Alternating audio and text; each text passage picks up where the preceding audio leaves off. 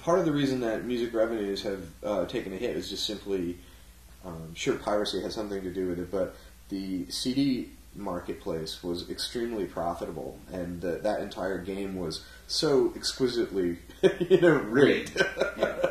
But at the same time, more people got paid just because it was more profitable. And the idea is that maybe artists got paid, but again, according to your contract, whatever contract your contract stipulates, or how much you're in hock to the label, maybe you never get paid, and that's actually the vast majority of artists who are on bigger labels.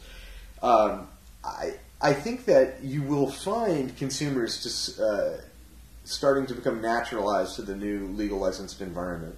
It'll just become a thing. It feels better. It feels natural. It's a low cost. Like I've said, in 10 or 15 years, look to the kids. Look to today's 5-year-old and just try to imagine what they experience in the future. I think that adoption will continue to grow for these new services like streaming on demand services and so on. And that's how you solve piracy in my mind.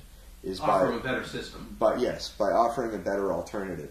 Now, whether that better alternative is fair and equitable for creators in terms of compensation, we don't know yet. We're not there yet. That's going to be the next big battle, I think. I think that you can find the sweet spot between what works for the services and allows more innovators to come to market and bring whiz-bang technology that uses music. And the creators who always seem to be the last ones that people think about when they're coming up with these arrangements, because you'd think that maybe the major music industry had kind of withered away and atrophied, but it's absolutely not true. And they, in as much as they bring value to the marketplace, bring value to their artists especially, then they have a role to play, and that should be embraced. Right now it seems like money up front, kind of just get our cash, and if it works, well, we got paid. We got paid. The artist, if it doesn't work, who cares? We got paid. Yeah. Exactly. If it works, we got paid. If it doesn't work, we got paid. And that's a kind of thing that I think will end up being potentially not helpful. It's like a slash and burn kind of approach.